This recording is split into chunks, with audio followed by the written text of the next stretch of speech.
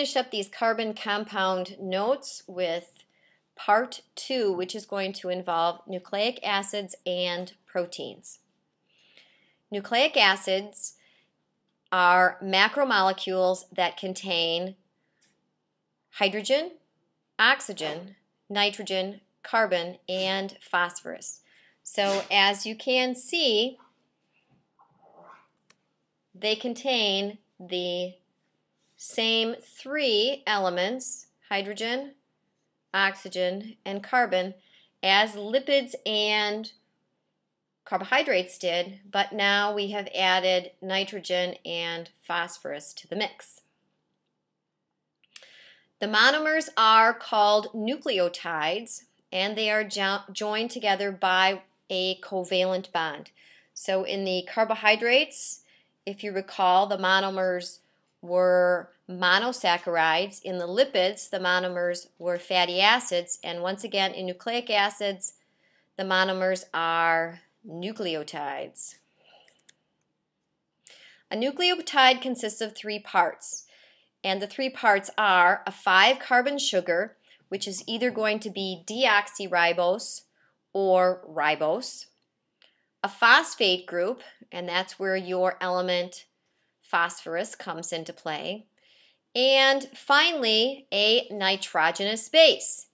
And once again, that's where your nitrogen comes into play.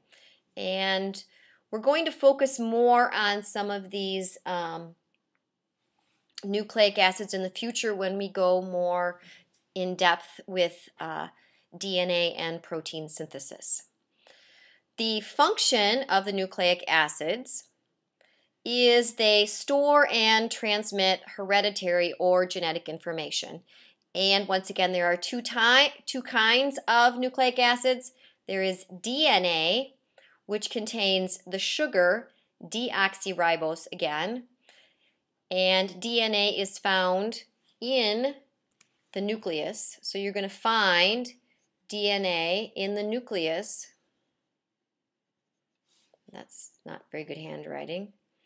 Of the cell. And then there is RNA, and RNA contains the sugar ribose. RNA is initially made in the nucleus, leaves the nucleus, and then makes proteins outside of the nucleus. Once again, we'll talk about these 2 in the future. All right, last bunch is proteins. A protein is a macromolecule that contains carbon, hydrogen, oxygen, and nitrogen. So as you can see again, you've got those 3, carbon, hydrogen, and oxygen, and once again, nitrogen. So if you can just remember that carbohydrates and lipids contain carbon, hydrogen, oxygen. Proteins, we're going to add on a nitrogen. And nucleic acids, we're going to add on a nitrogen and a phosphorus. That should help you keep the 4 apart. And carbohydrates come in a ratio of 1 to 2 to 1. Okay. The monomers in proteins are amino acids. So the monomers in proteins are amino acids. And we look at the structure of an amino acid.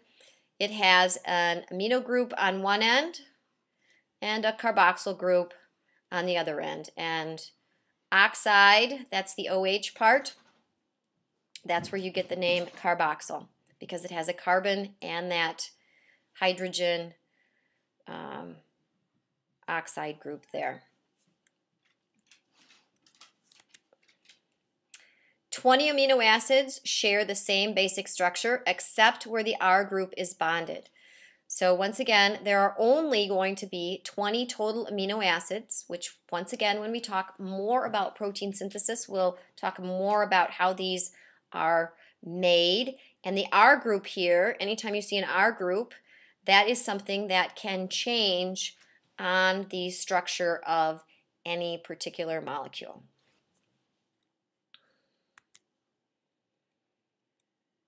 DNA codes the arrangement of amino acids for the formation of proteins. So that is where DNA comes into play. And the roles of proteins might be to control the rate of reactions And this will have to do with enzymes, because enzyme would be an example of a protein that is involved in a chemical reaction. So if we note enzymes, these control the rate or help with the rate of a chemical reaction, and an enzyme is a protein. They regulate cell processes. Proteins also form our muscles and our bones. And finally, they can transport substances into and out of the cells and help fight diseases. So these would all be different roles that proteins will play. And we'll talk more about the role here of transport substances in and out in the next chapter when we talk about cell structure and cell function. Proteins are made up of chains of amino acids, and they're folded into a very complex structure. And this particular structure that's right here, it just looks like a big blob, basically. It's called a globular structure because it's not a straight line.